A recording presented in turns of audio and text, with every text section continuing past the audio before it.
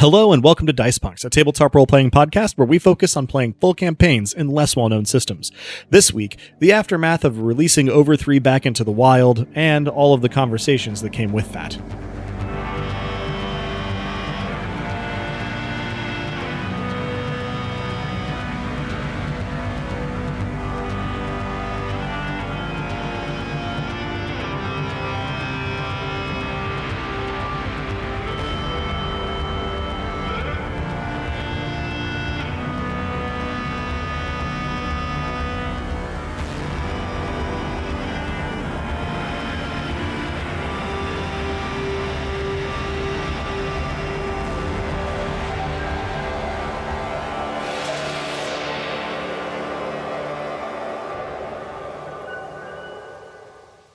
Hello and welcome. I'm Adam, your friendly neighborhood game master, and joining me are... Hi, I'm Drew, and I'll be playing Cato Burke, aka Hecate, a risky fixer, briskly fixing riskily. Hello, I'm Robin, and I'll be playing Callisto Armitage, but that's Revenant to those in the know, Cal to her friends, and Officer to the rest of you, unless you sign up for a Patreon. I'm Dez, and I'll be playing Luke Byrne, aka Matchstick, and it's me, I'm in the know. And hello, my name is Nick, and I will be playing an Ing, an android that controls a swarm of drones, and I think that one of them just learned to lie. I'm sure it's fine. We did get some XP last time, which I think brought us across the threshold that we would need to do character advancement. So if we want to do any character advancement now, let's go in intro order here. Drew, any character advancement for Cato? I think so, yeah. I think I am going to take a specialty in gray market goods, since I've been acquiring some of those. I also think that I'm going to get a new talent, in keeping with my sort of support class build that's been coming together with Team Mom and everything. I'm going to take the talent Aid Another, which means when I have a generic specialty relevant to an ally's task and plenty of time, I can add +1 to their rolls so long as I can devote my full attention to the task. I can also call in a contact to pay attention to it instead of me. Nice. And Robin, will Cal be undergoing any character advancement? Absolutely. I'm going to take a generic specialty in investigation and bump that up to 3. And I'm also going to take a specialty, not non-generic specialty, I guess, in holographic projection, because that's come in handy lately. Mm-hmm. In terms of my talent, I'm going to take on For the Cause, which adds 1 to +1 tough defense when I'm fighting for a cause larger than myself. Nice. I will also be leveling things. I will put 1 into the action of ghosting to cap that out. And so that is now head of hacking for +5 versus +4. And I will be taking the secret generic specialty that I mentioned to you in side comms. Certainly. Finally, for my talent, I will be taking Virtual Ghost, +1 chance for hacking and sneaking. Or not hacking, ghosting and sneaking. Where chance is the term of art for chance to not fuck it up and get discovered. And Nick. Yeah, I've only got part of my leveled up figured out, so this session I will just take Weird Science, which is a talent that gives me a +1 to track and analyze dreamers. Seems appropriate under the circumstances.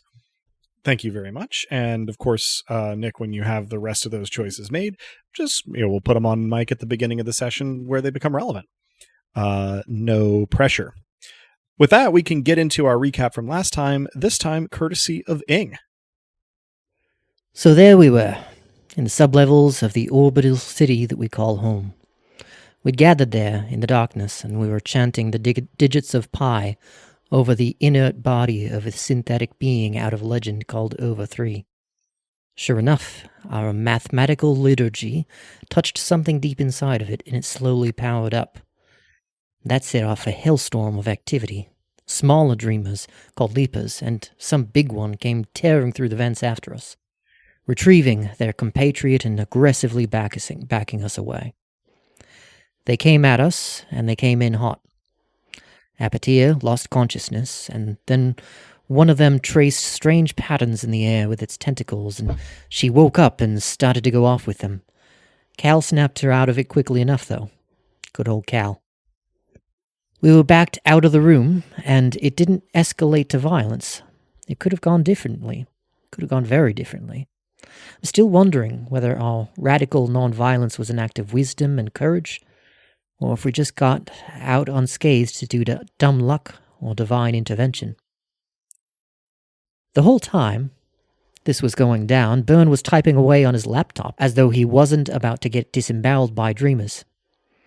It wasn't until later that I discovered that he was trying to protect the frontispiece from a simultaneously attack or attempted a break-in by some terabyte boy. Bloody oath. There's a lot that happened in the last few hours. Okay. My drone Tran stayed in the room with the dreamers a bit too long and has been acting strange ever since then.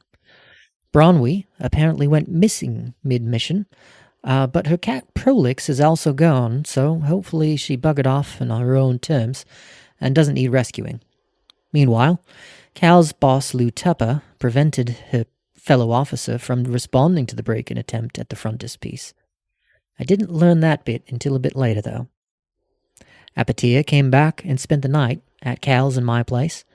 She thinks that the augments the dreamers put in her all those years ago are some kind of interface that gives them access to her mind. I hope that's not true. I think it is. She asked if I would stay with her as she slept.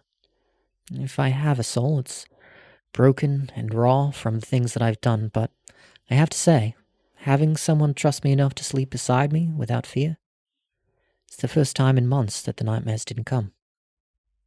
Between that and stealing peace from the jaws of a potentially violent situation, feels like the first steps in a very long path towards healing for me. For the time being, though, we're all still in the muck, so only time will tell how all this will turn out.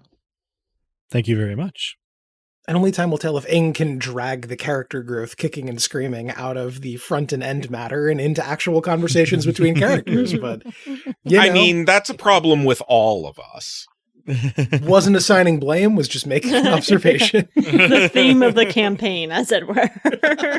Indeed. Characters obstinately avoiding growing, yes. We will not change. We will not improve. That is a promise. We do break promises sometimes. I'll let the GM know. You're good. We do pick up pretty much there. If there is something else going on this evening with our other 3-player characters, we can handle that. Otherwise, we will finally, for the first time in a few sessions, advance the calendar from Tuesday the 4th of February to Wednesday the 5th of February. But the backdrop to any evening activities, of course, is that Ing and Apatia are calling it an early night back at Ing and Cal's apartment. Is there anything else the others, are getting up to that evening specifically and not pushing to the following day or days?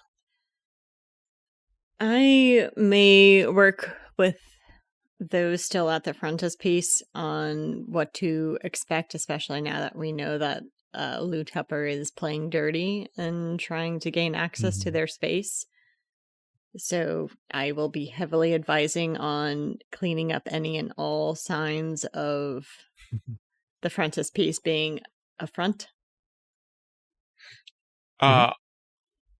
Related to that, I will be both having a look at all points of security interest, resetting door traps, probably inventing new door traps or wall traps or what have you.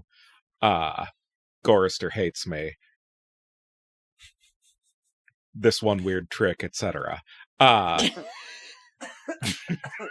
There are so many weird tricks Gorister hates. It's not just one. But you know most, if not all of them.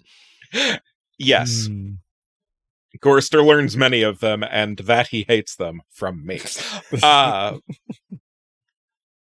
I'm also looking into backtracking access on the device, like in order to go from the compromised device to actual useful sources of information. Sure. Yeah, we'll handle both of those. And I also need to do some sort of review of, apparently I have all the information now, I just need to collate it and draw conclusions regarding the officer. Mm-hmm. I think I am not letting the sun set on trying to find Bronwy. Trying to get in touch directly, but also putting feelers out to see if anyone in our shared network of ne'er-do-wells has seen her. Mm-hmm. All right. So that sounds like more than just an evening's worth from our various Yes. remaining frontispiecers. So there will certainly be some roles as they come up. First off, though, Cato, if you start by messaging Bronwy, a step that I don't think anybody had taken prior to this point, Don't think since leaving the basement. The cliffhanger didn't leave a space to do so. So Yeah. that's for sure my first step. Yeah. You are in the process, maybe 10 minutes later, of trying to sort of like put out feelers to figure out what became of her, when she will respond herself with a text message with a blurry phone picture of the exterior of her space with some how do I want to put this? Ununiformed, but nevertheless cop-looking motherfuckers hanging out in the vicinity. The text that she sends with it is tried to go home but couldn't thanks to these unidentified prying cretins. And then in parentheses, UPCs.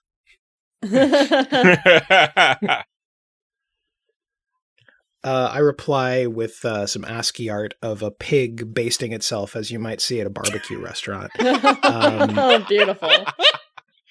And say, well, shit. Glad you're safe. You're always welcome here, of course. She replies with what appears to be a custom emoji of a thumbs up hand, but with some fly ass nails on it. Hell yeah. I do also let the group know what's going on, and in particular ask Cal if there's anything to be done about the porcine complications. Porcine complications? Do I recognize any of these folks out of uniform? You do not. They aren't PSS. If you had to guess, your next best hypothesis would be that this is IMX. Okay. To be clear, that would be kind of unusual because they are mostly robotics. Yeah. Their personnel tend to be operators of their robots, but not thugs. They're the others that have like a security presence in this part of the station on the regular. Well, I would obviously share that with the group. I'm also going to see. I might just crop their faces and run them through the Bacon database and see if anything comes up. Definitely a good move. Nothing does, though. Darn. So I also asked Bronwy, can you guess what are their chances of actually getting in? Does this require countermeasures? She replies, I'm sure they've already gotten in, but they shouldn't have found anything meaningful. I banish an image of the building exploding, and yeah, I've put it to the group. So, I think, to Burn in particular, it's like, what do we do? I know it's not your turf, but yeah. It depends on what they want. If they want Bronwy, then Bronwy needs a new place. If they want something that they need Bronwy for, then, well, Bronwy needs a new place. If they want something inside that they haven't fucking found, then, again, Bronwy needs a new place. Alternatively, we could explode the building, but at that point, Bronwy would need a new place. So, all signs point towards. Yeah, it's cogent analysis. All right. Cal, for your part in assessing the sort of state of the frontispiece and its back room, if I could get you to roll a clever plus corporate security, which is going to be a 4 plus 4. That's a good thing because I only rolled a 3 and a 1, so 4 plus 4 is 8. Okay. Ouch. Yeah, unfortunately, the limiting factor on the security of the frontispiece is just the building is not that secure in terms of location, layout, materials. I wasn't really looking at the security so much as looking for things a cop might see when they go through that point to it being a front. Sure. Security in terms of, are we actually violating the law here? Yeah. As opposed now that to over security. 3 has gone a lot less. The big liability at this point is if anybody Gorister's room. Yeah, looks at Gorister's workspace too closely. Mm-hmm. It will circumstantially suggest, instantly and potentially give material evidence further in of what are not, felonies, but would be of corporate interest, right? The essentially violations of this settings version of the Digital Millennium Copyright Act, which due to augments also is a medical practice law as well. So Fuck. That, and then of course if anybody lays eyes on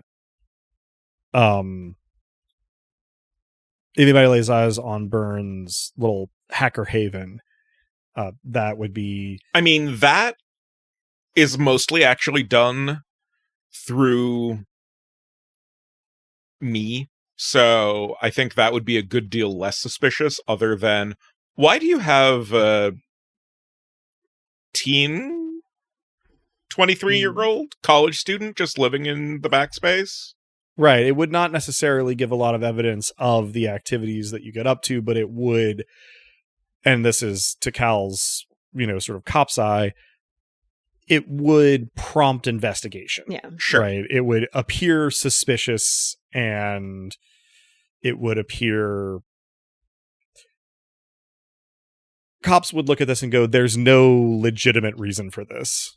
There's a crime here. I just have to find They're it. looking for any excuse at this point. Yeah. And then, the problem in terms of making this a place that people wouldn't necessarily look at twice is that it's not like it's a large or sophisticated space. If they're going to continue doing the work that Gorister does in the back, then it's always going to be some level of suspicious until and unless they are able to install reversible wall plates to hide stuff at a moment's notice. Spy movie style. There isn't a lot to be done. And that's not even going into looking at Cato's books, Which are thoroughly becooked. Indeed. Oh, yeah. Fun. That actually, I suppose, gets to the thing that I was kind of jumping the gun on, which is the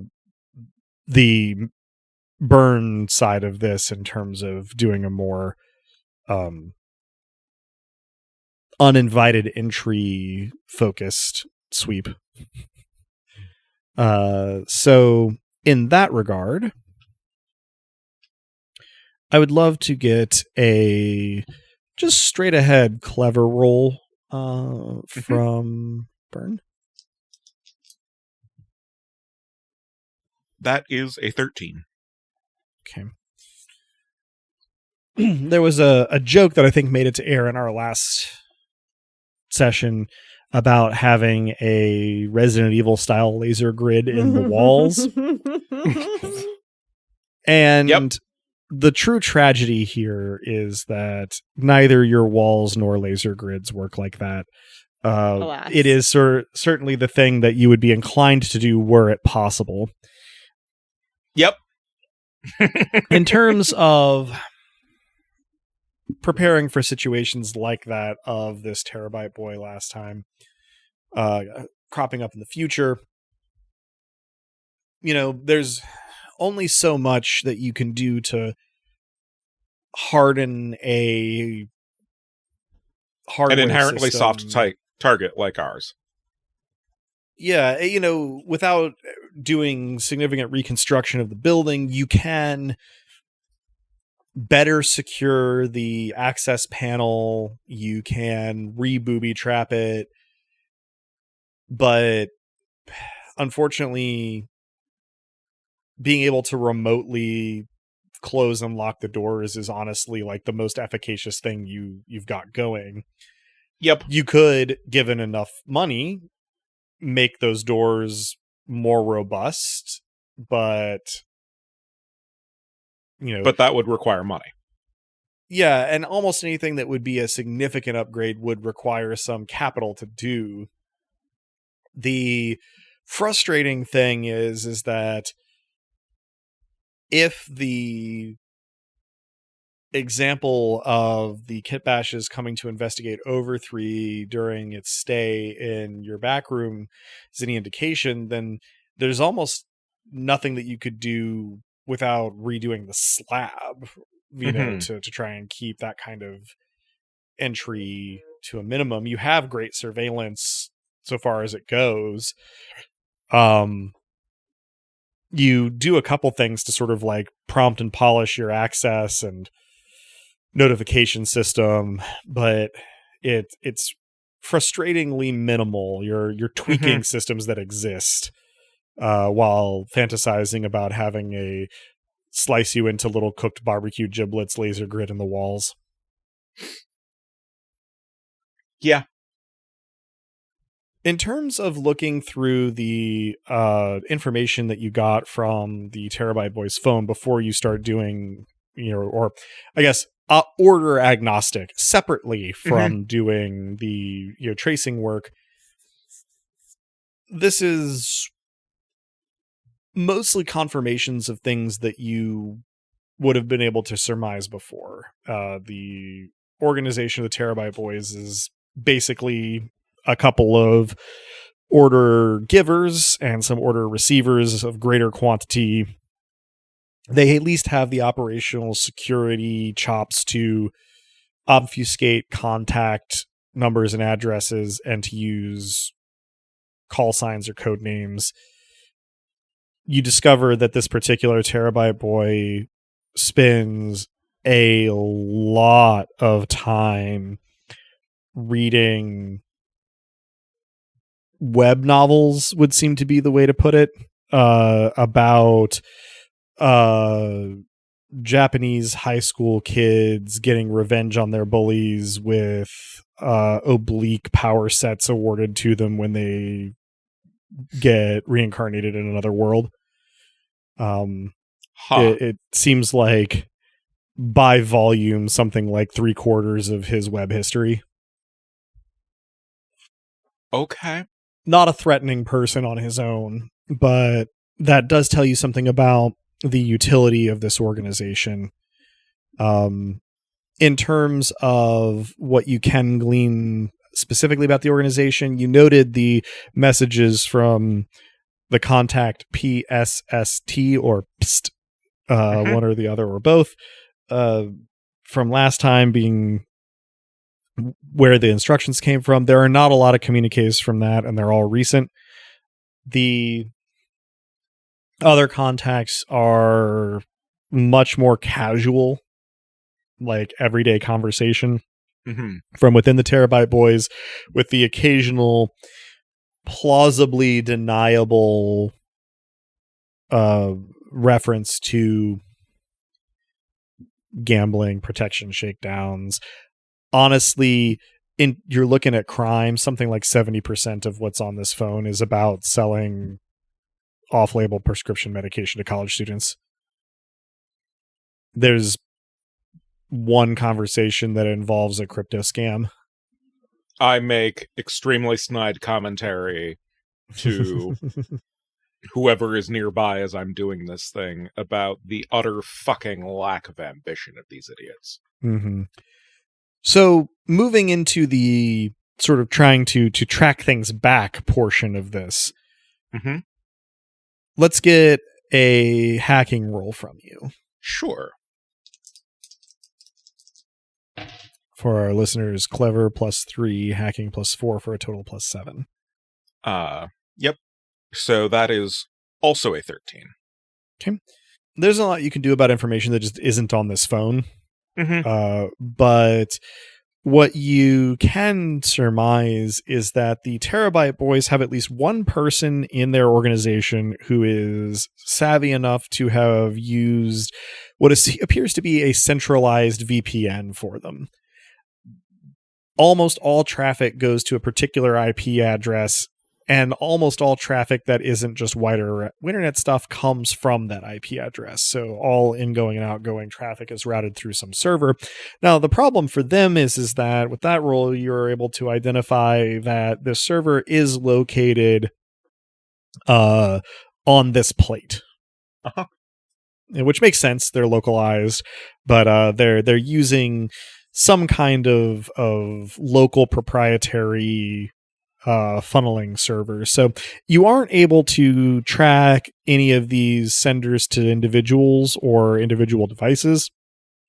But you do figure that with some time and a little bit of luck, you would be able to find where this server is and maybe gain access to it specifically. Okay. Did I miss something on your list that you wanted to accomplish? Collating and drawing conclusions on what I know already about Cal. Right. I think we just had you at doing this as a clever roll. Yes, and I rolled a 12, but specifically double 5, so it is a crit if it is a success. Sure, yeah. So what you succeed in doing at this stage is essentially clearing out your backlog. It's going to be a little anticlimactic because there isn't a whole lot of new information to discover, but you have essentially uncovered and collated everything that is related in detectable ways to one Officer Cal Armitage.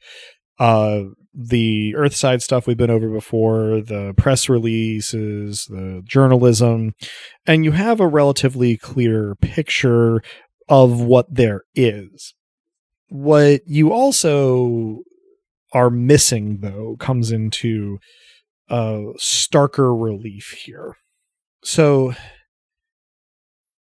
you have some information about Cal's earlier career, Cal's transition to PSS, and sort of the, to use, I guess, a term of art here, rat fucking involved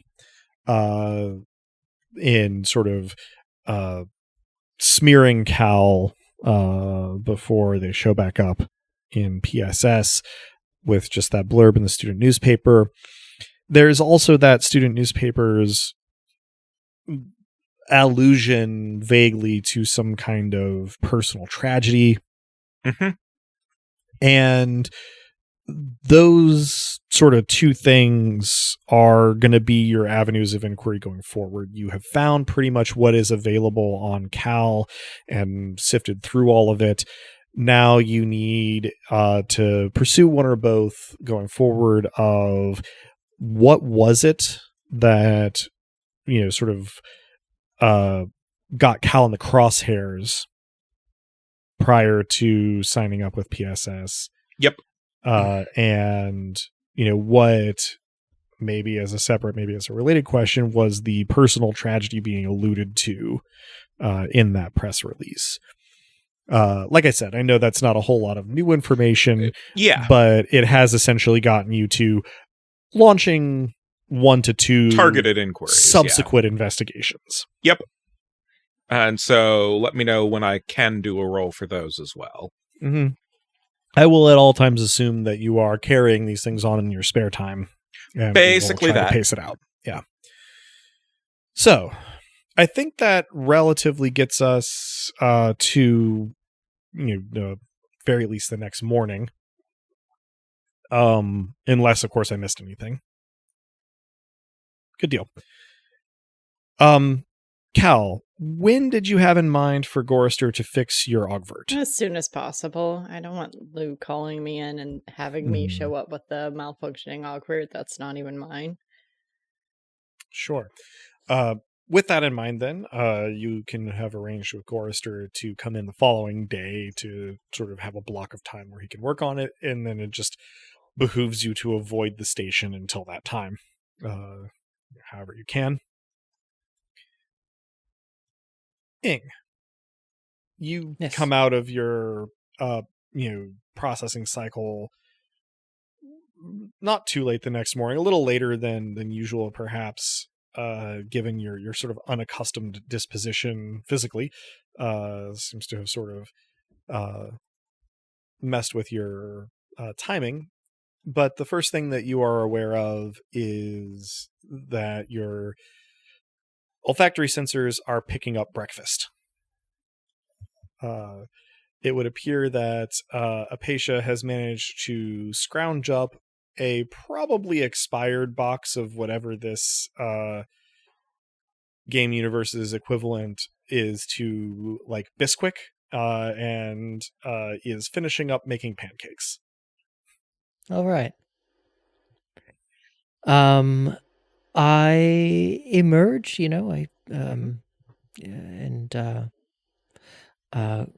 greet her. She's there in the kitchen. Good eye. How you feeling? She turns in what could almost be described as a pirouette and gestures to you with a spatula, saying, "Good morning. I'm much better.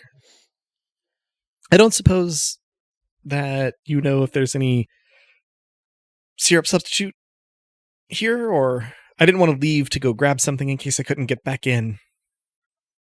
I think in the back corner there's some sugar. If you mix that with water, I think that'd be syrupy. She snaps her fingers and points at you. She goes, "Yeah, I don't think it'll be maple, but I could make some molasses-esque." And she reaches in the back, gets the sugar in a saucepan, and starts going to town. Yep, just avoid that one over there in the corner of the fridge. That's not good. Oh. Probably older than I am. She chuckles and then looks thoughtful and goes, "Well, good to know either way.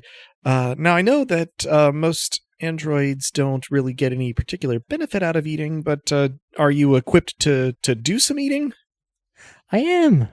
Yeah, just recently, in fact. I'm fairly new to tasting things, but I can eat.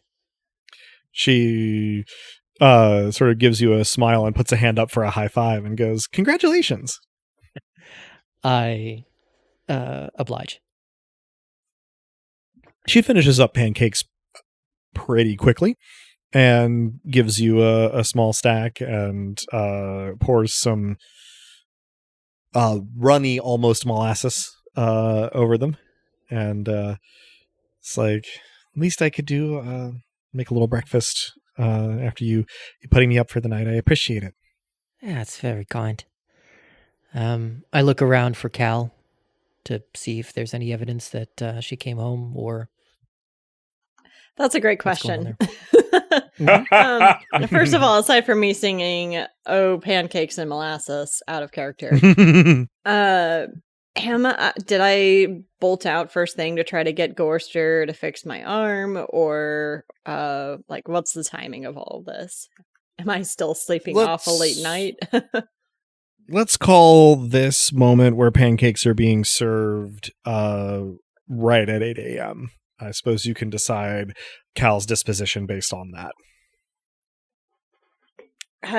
For the sake of fun, And because I imagine Cal was out late, kind of investigating the frontispiece, Mm-hmm.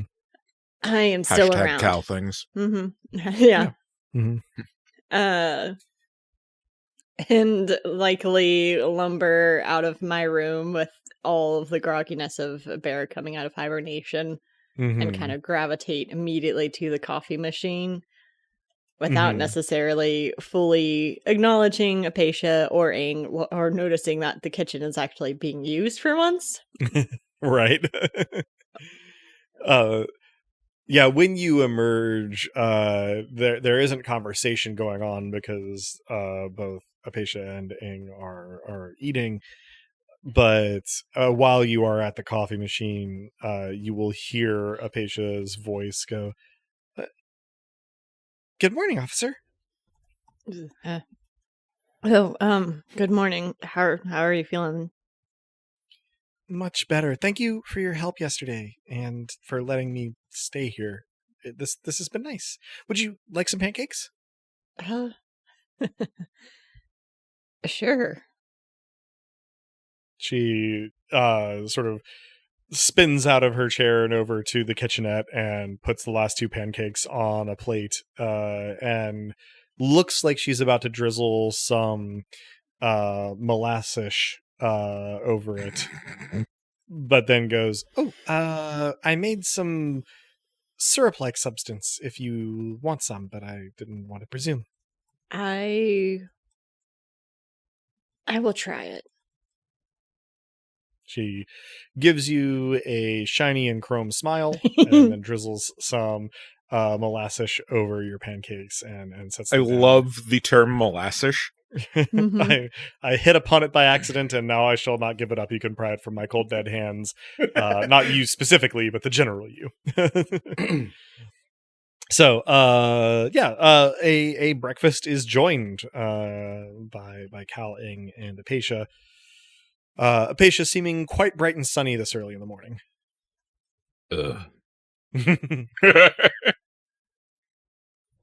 Well, I don't know about you, but I can't wait to dig into the data that we got. I understand that we had a lot recorded from our interactions last night with the dreamers, and can't wait to figure out how they communicate with one another and what was going on. And I suppose we've got Over 3 and the Leapers. And remind me, the other one that showed up, is that one that you're familiar with?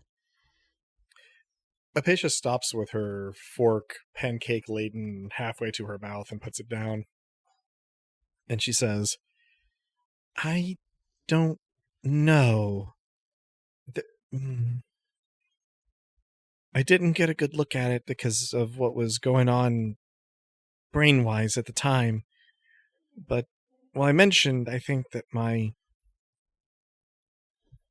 sensation while I was running was an echo, a distant imitation of what I remembered feeling in my encounter as a kid.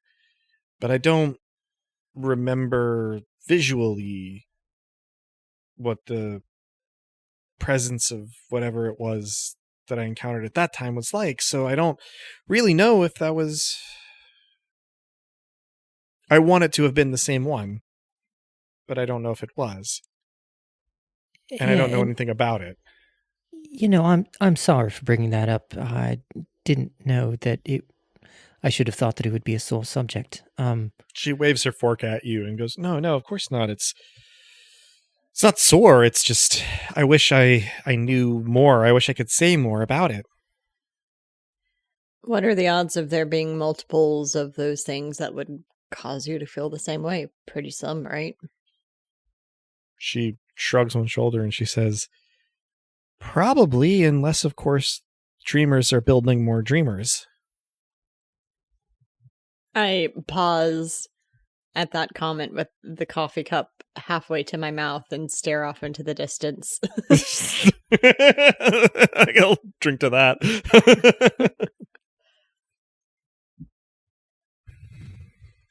Well, that really would be something.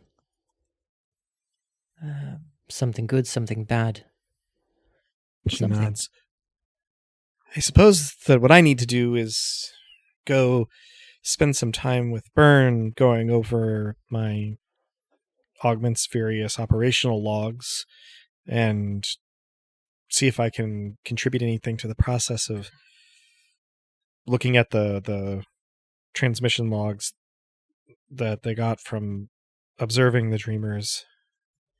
How's... Yeah. It was a little out of it, but didn't one of your drones get into some trouble? How are your drones? Yeah, Tran. And she's networked to the rest, and so it's another consideration is whether there's any, I won't say contamination because that's a very loaded term, but cross-pollination? But yeah, so Tran went into this kind of a maintenance cycle, a diagnostic check at my command, but came up all green, but in a third of the time that I'm used to. I don't know how to interpret that. It could be just increased efficiency or that there wasn't that terribly much to check, but I think that maybe Tran is somehow was influenced by the dreamers, might even be under their ongoing control, or maybe even was awakened by the dreamers and it has some sentience that she didn't have before. I mean, don't get me wrong, the entire collective, my drone swarm, that is, I sometimes call them the collective, they are very intelligent in an artificial kind of a way, but not truly sentient like androids or humans are. But all bets are off, I think, because I don't really know what happened to Tran. Now I'm rambling. You go. Apatia is looking very interested in all of this, and sort of murmurs seemingly more to herself than to you. I wonder if it was anything like my encounter. That is an interesting question. And if it's possible for something like Tran to awaken into sentience, I mean, my kind in the android rights movement have been trying to seek the answers to procreation and the creation of new life amidst human beings and corporations at that, because they hold the keys to creating new android life. But this, if we were able to interface with the dreamers, if they've unlocked true intelligence in synthetic life, it would be groundbreaking. I grab another cup of coffee abruptly in the middle of that. Mm-hmm. Apatia looks thoughtful and tentatively says, I don't know what I expect, but do you think maybe I could have a conversation with Tran? Absolutely. It's fine by me. Let's finish up breakfast and then whenever you're ready. She and the rest are in the other room. She nods, shoves half a pancake in her mouth, and then spends every bit as long chewing and swallowing as she would have eating it bite by bite. All right. At the end, though, washes it down and nods and says, let's go chat with Tran. There we go. Let me introduce you. I tag along with my coffee. Yeah. And So without troubling our listeners with the entire list, Ing does go through the entire list, introducing each drone by name.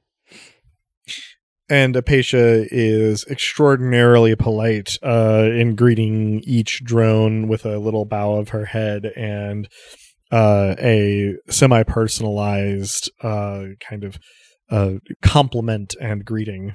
Sort of picking a either sort of physical feature or sort of presentational aspect of each drone and sort of complimenting them on it until finally you come to Tran. Yeah, and so, Buddy and Tran, they each have these mustaches because they were wrapped up in some shady business. But so Tran here is the one that lingered near the dreamers the other night, and seems to have entered some kind of an energy field and powered down, and then lifted off again. The rest were outside of this field of influence. I lost contact, and there we are. So, Tran, Apatia, Tran. Apatia sort of gives Tran a little bow and says, correct me if I'm misremembering Tran's current appearance, but she says, I've always thought that moths were more elegant than they got credit for. Giving an approving nod. Ing nods approvingly as well, and the listener might note that she is saying this about a moth drone with a kind of curled villain mustache and googly eyes. Well, not specifically googly eyes, but like sequins on springs, like tiny little watch springs. Yes. So yes, more elegant than given credit for. And interestingly, we've talked about this before, where these drones are capable of a fair amount of autonomy when not specifically being instructed by Ing. Yes, in game terms, they've got the highest degree of artificial intelligence that the rule set allows. And so what's kind of interesting is that following on this introduction, without any particular input from Ing, Tran sort of flutters up and lands on one of Apatia's shoulders. Apatia looks enthusiastic and makes a gesture of like accepting the landing, and then smiles at Ing and at Tran. Apatia, as she has shown before, is perfectly willing to converse with various different entities that have no particular way of responding. Obviously, see also her interactions with Hand last night, and so having accepted Tran's landing on her shoulder and seeming kind of thrilled about it, she turns her head to sort of maintain eyes contact with Tran and starts sort of murmuring in a way that does not parse as like speech to Ing your sensory receptors. It doesn't seem like she's doing anything systemic or targeted or anything, but she trails off and just kind of like stares for a couple of moments, and then Tran flutters up from her shoulder and goes back to her customary perch. And Apatia sort of stares at the spot on her shoulder for another moment or two, and then blinks a few times rapidly, and looks back at you, and says, I like your drones. They're full of personality. Thank you for introducing me. Absolutely. Seems like you drifted off there for a moment. You back with us? Yeah, I didn't really catch it. It doesn't happen all that often, but I guess that, well, if anything was going to trigger it happening more, it would be interacting with dreamers. Well, maybe when we do, go into the frontispiece, you might consider asking either Byrne or Gorrister if they could throw any ideas out there for putting a gate in the back of your mind, such that you can control whether or not outside forces can interact or not. It's just an idea, though. It's entirely up to you. It's worth discussing with them, I imagine. She kind of nods to herself. Well, she includes Cal, sort of standing back a little ways in this next bit, and goes, I really appreciate your hospitality and happy to make breakfast in exchange for a little company in the future, but I should probably get out of your hair, let you get on with your day. But you know where to find me, and I'm sure we'll work together again soon. She seems to be perhaps attempting to avoid the perceived awkwardness of actually farewells by just kind of speed running them. You can stay here as long as you need or want to. She's rebobs a nod. She says, I appreciate that. And, she looks a little sheepish. She says, I don't always have, right now I do, but in the past I haven't always had a consistent place to stay. So,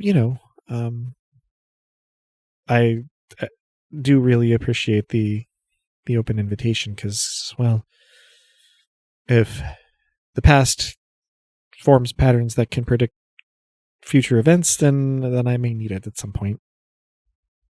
Yeah. But I'll be around the frontispiece to consult with Byrne and with Gorster and also just for the company. So, all right. Toodles for now, though. Doodles for now. Take care. Hopefully seeing you soon. And is it okay if I call and text to check in on you later tonight?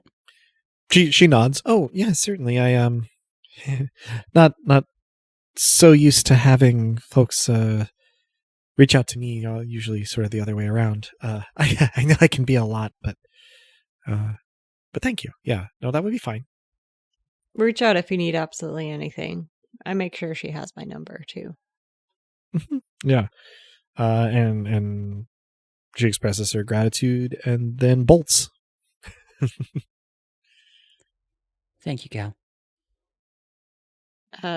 Not sure any thanks, but it's a kid who needed help. Yeah. I'm worried about her. Yeah, me too. Maybe a good time for a scene transition then. Cato, how is your morning of February the 5th proceeding? Getting up to anything other than running your shop? We're in the shop, and I think we didn't resolve where Bronwy is going to be safe. Mm-hmm. Yeah. So definitely following up there. Sure. Yeah. She seems to have sort of spent the previous night not at her place, not at your place, but is responsive come morning to messages. And her attitude is that if they move on from her place, then it will be scratched off their list and she can just go right back to it. But in the meantime, she does not necessarily know with any certainty how long it will be subject to surveillance by unidentified prying cretins. Yeah, those cretins do tend to pry. Well, like I said, you're welcome here always, until and unless they get bored. And if they don't, then don't be shy about asking for help with that too.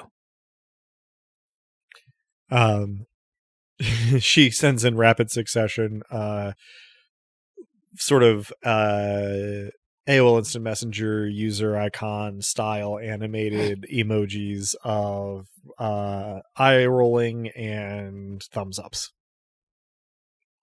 I accept your derision, and I'm glad you accept the help. Have a pleasant exile.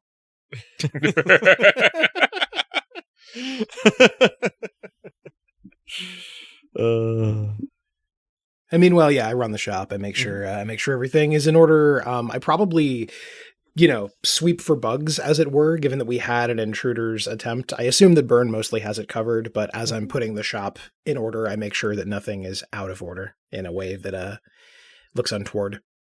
Yep. You do have one, I suppose, notable visit, because I think I had established before that currently midterm is kind of a slow time for you. People come in to do the bookstore thing, but not the textbook thing so much. But so you have a couple of customers, but you also mid-morning have an organizer, a student wearing a Slag Pie concert tee comes in with a sheaf of flyers, on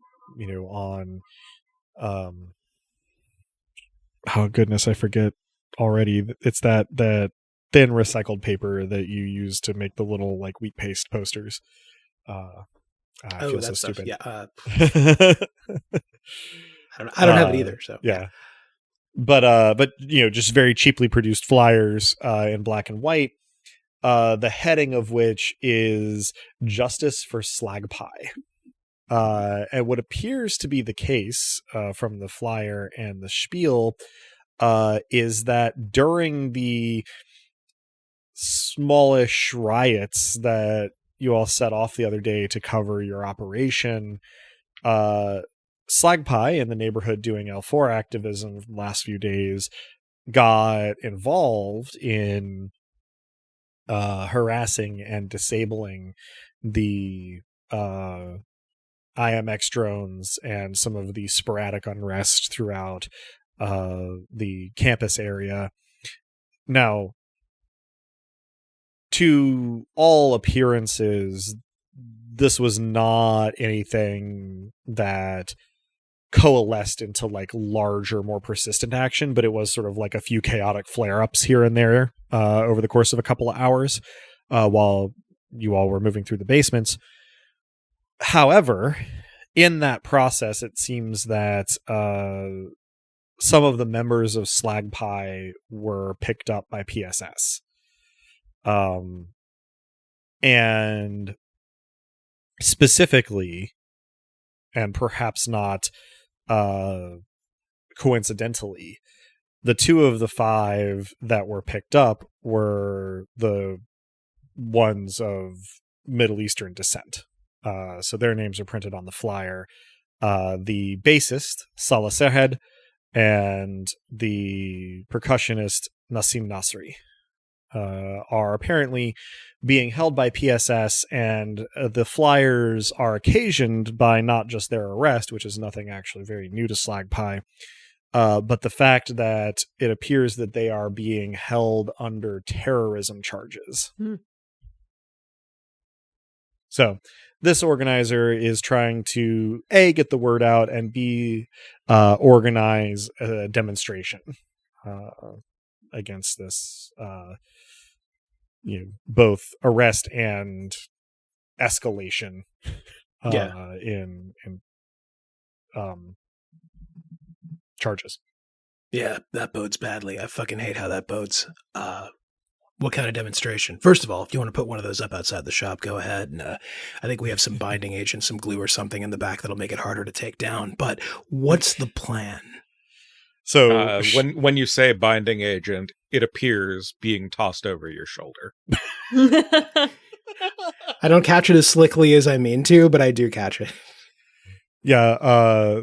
Or maybe I roll for it. That's up to the GM. I am actually going to make this a competitive roll.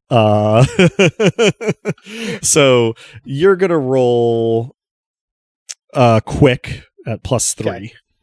Okay. And tell me what you get. At 6 + 3 is 9. The activist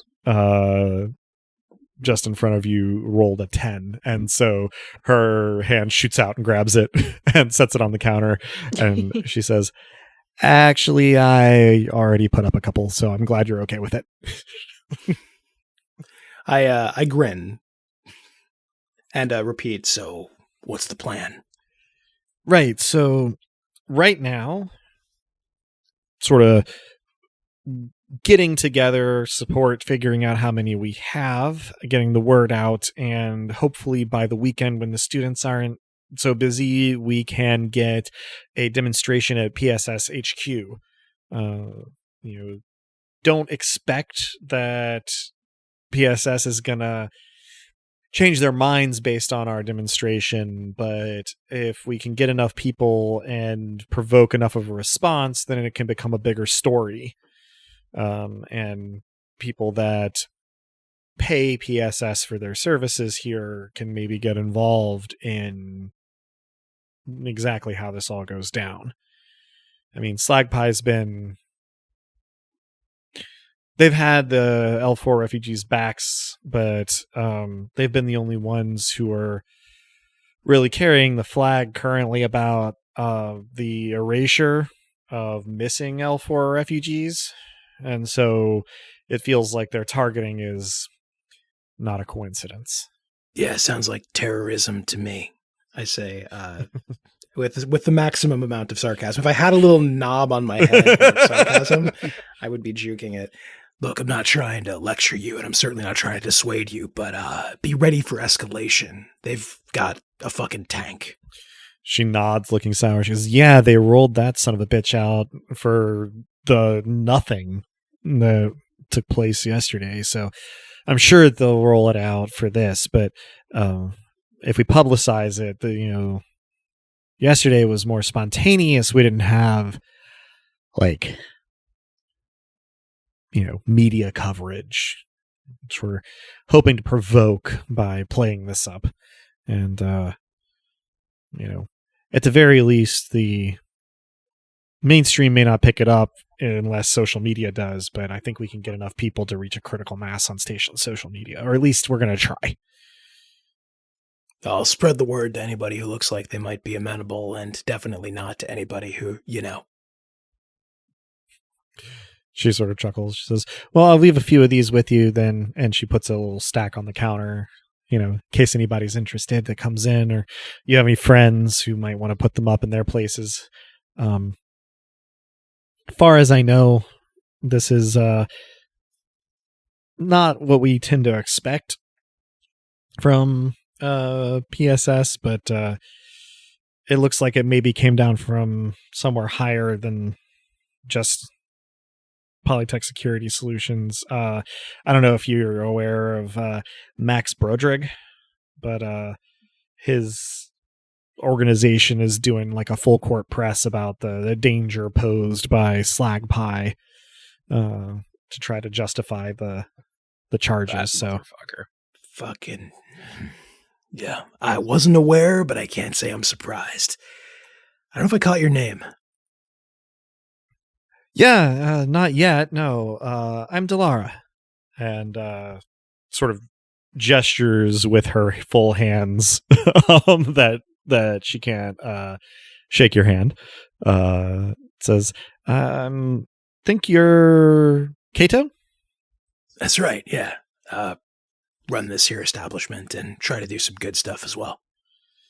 She nods. Yeah, it's. I mean, you're not like known, but some people know you and kind of point me in your direction, so you seem like good people.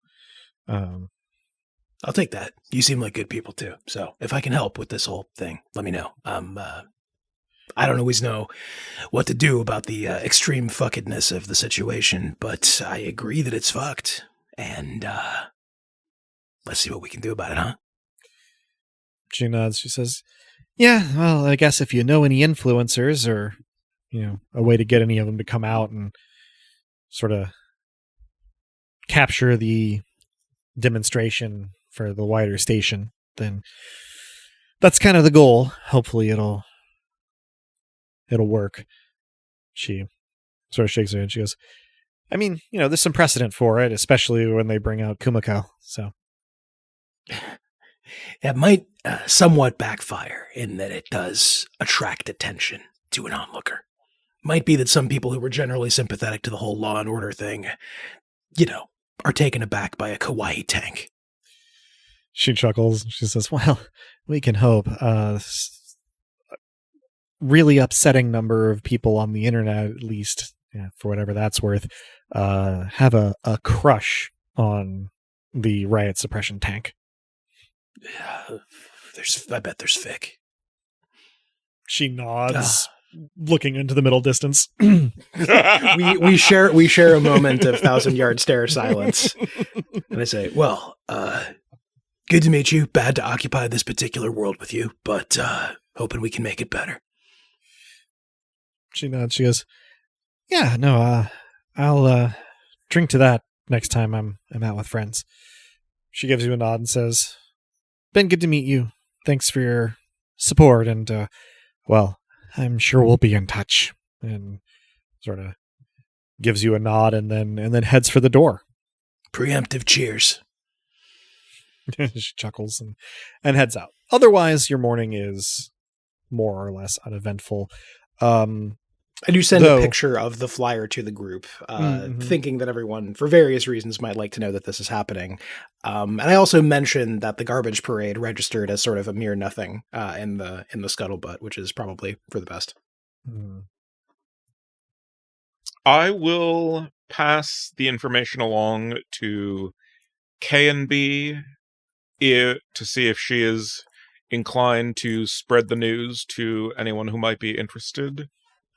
And also to Allie. Each of them responds, K and B, with a gif of Snidely Whiplash sort of curling his mustache with his finger. Love that. And Allie with a gif of somebody's cat appearing to sort of like dry wash its paws, and presumably in response to having stepped on something wet. Nice. In the group chat, the three little dots of my response briefly appear and then vanish. Now, Cal, I believe that you were heading to meet up with Gorister to work on your Yes, repairs. with some urgency. So I'll you'll head arrive over at the same time. All right, excellent. So the two of you will arrive probably shortly after this exchange. And Gorister will sort of look up from his current project and just kind of nod and gesture to you to have a seat in the uncomfortable looking chair next to his workbench and place your arm sort of up on the work surface so that he can sort of detach it to repair it. I do this in the most deliberate, begrudging fashion that accentuates how uncomfortable the seat is. Gorister rolls his eyes but gives no further commentary. You may want to run some diagnostics on it too, just out of an abundance of caution. It seems that some programming can be passed from the dreamers to other devices. Yeah, take the precautions, thanks. And he sort of presses some buttons and then runs a cable into the diagnostic port on your arm in much the same way as in present year of this recording, a auto mechanic at like a dealership service center might plug into the little diagnostic computer in a modern car. And you're also present. Anything in particular that you are wishing to do here? I'd like to team up with Byrne if he's available, and or Gorister to try to analyze the data that we've got in terms of understanding if or how the dreamers communicate with one another, if anything can be made of those communications, analyzing whatever extraneous data that we've got. Just trying to make sense of all the stuff that we collected. Sure. Now, I will eventually prompt a roll with this, but the first thing that becomes evident is that there's just a lot, and it's going to be a project to separate signal from noise. So that's where you and Burn start, right? Now, probably Burn, you have already sort of started organizing this information, but you've also had a couple other projects going on since last night. So it's relatively early stages, and that's kind of the thing that assuming that you're willing to collaborate in this way with Ing on this project. Oh yeah. That you start to do is essentially like lay out the different EM bands, try to figure out where they could be bounded to give you patterns, look at those patterns, sort of sort them into useful, not useful. It's going to be days or weeks getting to the bottom of it, but you can at least start making some headway and Yep. putting together categories. And the two of you are relatively well suited to the task. Gorister, meanwhile, is working on Cal's arm. So that's primarily what's going on there. All right. I also at some point want to see if I can devise some kind of a Turing test for Tran. Interesting. But that is a puzzle. Yeah. Good to make a note of. Good luck, everyone. Or I guess more accurately, not so much a Turing test because I'm not looking to be fooled into thinking that it's AI, but a test of intelligence more broadly. So much of the middle of the day into the afternoon passes in this way. Cal, your arm is the simplest task being undertaken at this stage, but also because of the proprietary construction of augverts and also the fact that they are kind of agnostic to quality, Gorister invents several colorful new swears as he attempts to sort of slot the damaged circuit boards and machine a match for the damaged veneer and then actually get it to like pop back in. I don't know if this is still the case, but the last time I attempted to do home service on a MacBook Pro, you had to take off the motherboard in order to get to the hard drive. That's basically the way this kind of thing is constructed. It's defensive design where they're defending against the user. Yep. It's like hostile architecture, except for everyone. Vote to repeal the Digital Millennium Copyright Act, everybody. Call to action on this podcast at last. Also, benches shouldn't have fucking arm bars in the middle of them. Mm-hmm. Also true. So, this will get us fairly well into the end of business at the frontispiece, and Bronwy has been sort of like available via individual or group chat, but reports that she's just kind of like visiting some friends and having a late night, with acquaintances of hers, and sort of staying in the wind for now, monitoring the situation at her place. Apatia, on the other hand, will respond with reassurance to any like, hey, how's it going kind of things, or check-ins that may occur, but is cagey about her activities and locations. Cal,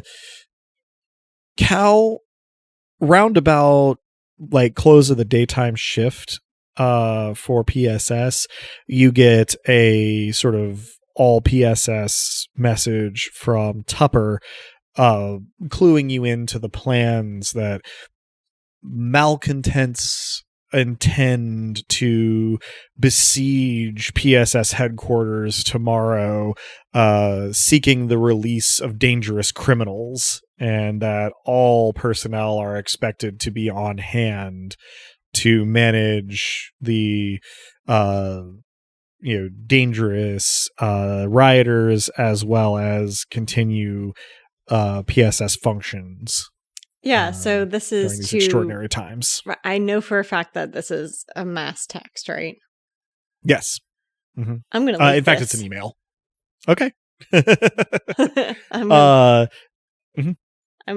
gonna pass it to Kato mm-hmm. and Burn and expressed that it would be great if the protesters knew this was the verbiage being spread about them. You almost immediately on the dark side of your phone get a ping on the order of, wouldn't it be a shame if your copycat were in evidence?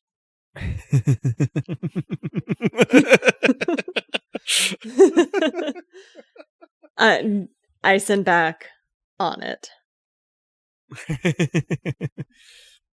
And So I believe I swapped contact information in the You did. copycat. So I'm also You did. going to send them this text. Your Revenant franchisee. Oh, jeez, now it's cursed. Yes. I mean, this has the same cursed overtones of Batman Inc. Yeah, this is true. Yeah, so you get a fairly immediate response from your copycat, who I would have to check the tapes to be sure, but I believe had identified herself as being named Tama during your initial conversation. She gets back to you enthusiastically agreeing to be in evidence and to sort of follow your lead. Kato, Byrne, anything specific that you're doing with this anonymously leaked PSS mass email? That too is going to Allie and KNB, as well as like 3 burner accounts removed from my usual approach. Just dropped onto a like public protesting Appropriate network. subreddit or something. Yeah, well, that on the one hand, also like the slightly, the hacker version of this world's 4chan. Oh boy, yeah. You're welcome, everyone. I am watching this unfold, perhaps with a caffeinated beverage in hand, with a sort of "Are you hacking, son?"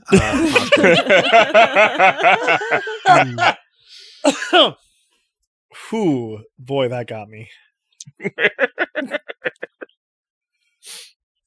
Is Gorster still working on my arm during this bit?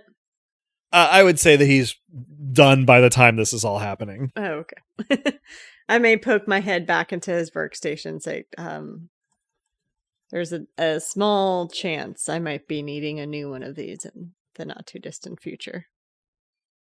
He gives you a look and goes, are you like placing a pre-order? Not formally. I'm going to try my best to make the exact sound that he makes. Here goes.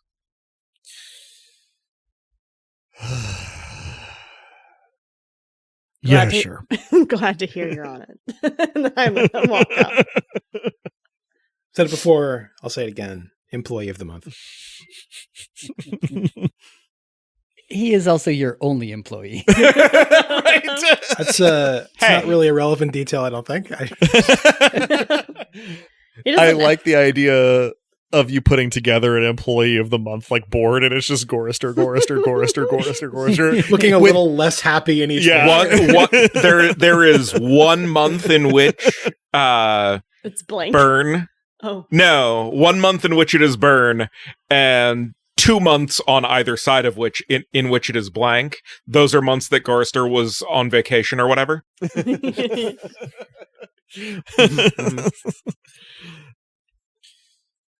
So yeah, after watching Burn do Burn stuff with not insubstantial pride, I do distribute the information as well to some fixery contacts to make sure that the web, dark and otherwise, is aware. Can I look for any PSS officers or individuals currently listed on Bacon? Oh, certainly. Yeah. Let me see if I have anything prepared. Let's see if I had this one I had prepared earlier. There is a Josh Newman, who has been added to Hunter recently for allegedly running a protection racket on a local noodle stand. And there's an older listing for Casey Sexton, who just has like a fairly consistent but not very splashy record of unnecessarily roughing people up. These are both people on PSS, people within PSS that you like have met, would recognize, but like you don't like really talk with or work with them in any meaningful capacity. I'll direct this to Burn. But can we frame Casey for the leak? Hey, Adam. Yeah. Can we frame Casey for the leak? I suppose tell me what this would look like from your perspective, and then I'll give you some rules to make. This would look like causing there to be on his phone records of posts that I made to Hacker 4chan, and then thoroughly scrubbing my own fucking account of that. Okay. A hacking and a ghosting roll, if you will. Sounds good. So the hacking roll is double fours, which becomes 12. Mm-hmm. Or no, 15. But is a crit. Mm-hmm. And the ghosting is also double fours and 16. Okay. Nice. So you're pretty sure that it will hold up to the kind of investigation that PSS is likely to do. Mm-hmm. And, you know, at the very least, shows what you intended it to show. Yeah. So having done that, I will let Cal know that her colleague appears to be on the hacker side of 4chan. What a shock. Don't know how that could have happened. That's unfortunate. I expected nothing but good behavior from my fellow officers.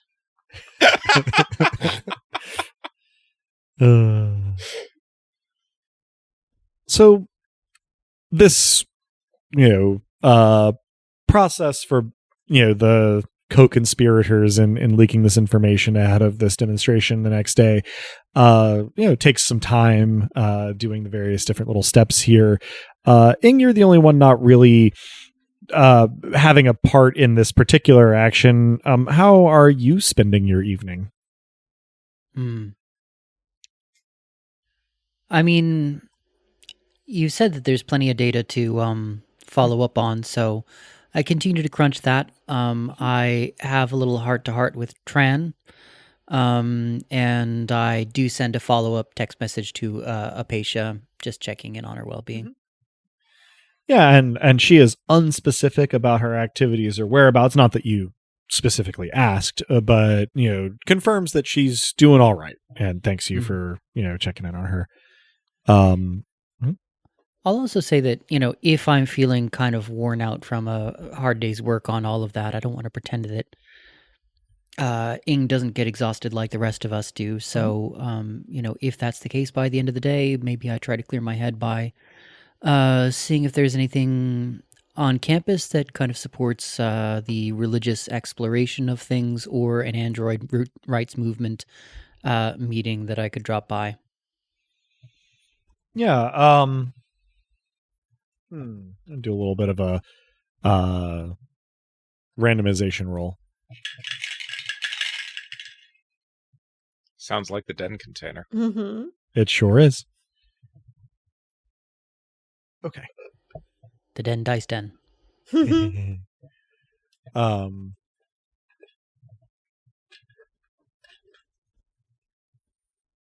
You check the campus calendar, and you actually find that there was scheduled a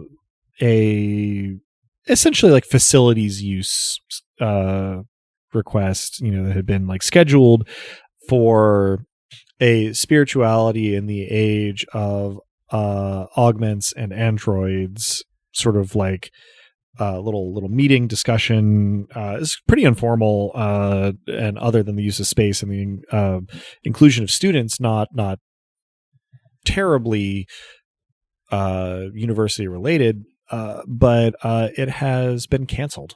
They lost the use of the space, and so sort of posted a cancellation on the campus calendar. So you can certainly, explore, campus to your heart's content or the areas around it, but that was sort of the thing that would have fit that description that was going on this evening, but has had the kibosh put on it. If there's a list who organized the event or reserved the space, I'd make note of that for the future. Yeah, you get the information that you get as a username, and you would guess that it was probably student or faculty at GPOL, just based on like requesting and getting initially the use of the space, but the username is file FILE _ Ossifer. File Ossifer. Nice. This sounds like somebody that I really do need to talk to. But for the time being, yeah, I just do what I can to relax and refresh a bit the evening. Yeah, and then eventually, presumably, everybody does sort of turn in for the evening. I'm going to do one more little roll on my end here. Okay. Our players, pursue their various tasks and projects, through their day and into the night. They, eventually all either, head toward going to sleep or, head toward their own space to continue doing hacker things into the night. But, various versions of turning in. Partway through the night, Ing, you experience something that is pretty unusual for you. Since you don't properly sleep exactly, you are not really used to being awakened. Usually you start your maintenance cycle, and then when it's over, you sort of come out of it and are back in the active perception of the present. Mm-hmm. But you, like pretty much all androids, are equipped with some basic kind of sensory overrides in this process, where if it looks like something is going on in the vicinity of your body, you will sort of abort your maintenance cycle early so that you can deal with whatever's happening, so that you do not, for example, burn to death in a house fire or something. Right. So, practicality has not really happened to you since arriving on Grand Cross, because your version of a pet is not one that's going to jump on your chest in the middle of the night. If Hand does, you have bigger problems. Yes. So does the world. Yeah, exactly. But at any rate, on this night, your maintenance cycle is interrupted, and your sensors kind of pop back into active mode, and you kind of look around to see what's up. It's interesting to try to describe this, because the human body, if awakened suddenly, has autonomic responses. Get sort of adrenaline and alarm and whatnot. All of this goes on in Ing's experience much more psychologically. rather than like the stimulus response of like dumping adrenaline into your system or something like that. That doesn't really happen here. So on the one hand, you don't have the instant urgency that a human being awakened in this way might, but on the other hand, you do have a sort of more focused alertness than somebody being startled from sleep would. And you sort of, look, your initial view is into the apartment, nothing in particular there. And sort of unfolding yourself just a little bit, you then kind of look toward the window in the living space that you have this little partition area off on. And at first, all you really see is that obnoxious mural that got finished a little while ago. I'm going ape for gay marriage NFT shill from Burger Kong. But then within sort of like a part of that mural where the color is darker, you see much closer to the window some movement. Someone or something is right outside your window and was hiding itself against the backdrop of this mural. And returning to form, that is where we will pick up with our next recording session, is with the exploration of what exactly was outside your window just now. But in the meantime, I'm going to conclude this session of Dice Punks. Thank you for joining us. I hope our players and listeners enjoyed it as much as I did, and that you'll all join us again next time. If you're hearing us now, then you probably know where to listen to this, but we can be found almost any place one can listen to podcasts, as well as on the wider web at dicepunks.com, and on Tumblr and Blue Sky as at dicepunks. With that, I think our players need to make a note to remind me about doing cash next session, since we're fully out of the mission cycle currently, and that we are ready to say farewell. So say goodbye to the kind folks back on Earth, players. Thanks for listening. Hopefully you picked up some tips about wheat paste and how to make it very annoying to people who may wish to take down the flyer you're putting up to get people to assemble to, once again, be productively annoying. Thank you for listening, everyone. Be mindful of where and with whom you share your information. You never know where it might end up. Thanks for listening, folks, and why say terrible things yourself when you can make someone else your patsy mouthpiece? All good advice. So thank you, folks, for listening. If you've got a time machine, feel free to listen to all of our episodes that we'll ever make. If you do have a time machine, it probably shouldn't be your first stop, though. Indeed not. And as the poet once said, evil science through the night, but always wash your hands. Beloved listeners, thank you for tuning in. Stick around through the admin stuff for an invocation. The music in this episode, Augment or Die, is by Emerson Boatwright and our very own bookmogger Drew. Check out their other work at the link in the show notes. Editing and our rad new cover art was done by Joanne, who's appeared on the podcast now and again. Check out her work around the internet where she goes by Anything So's. Site design and graphics for dicepunks.com are by the one and only Officer Armitage, Robin. Hardwired Island is by Paul Mitsjevic, Freya Erlingsdottir, and Minerva McJonda. You can find Hardwired Island at etten.itch.io/hardwired island. Links to the system and authors can be found on the Punk Grimoire section of our website, dicepunks.com.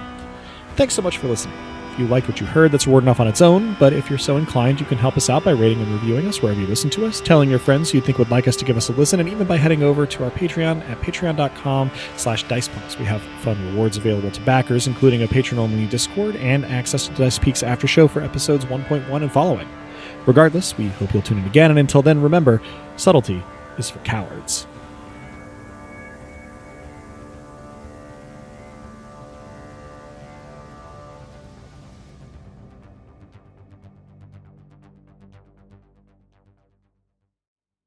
Fellow singularists, we share a common dream. Creating a machine that can create a more perfect machine has already been achieved, and this process is accelerating with each iteration. The singularity. And beyond that, technology, power, and knowledge that is literally beyond what we can imagine.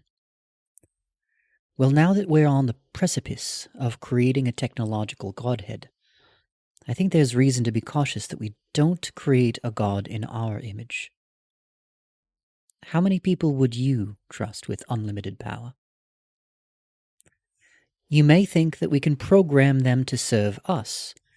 Putting aside issues of ethics and feasibility, how many stories involving wishes have happy endings?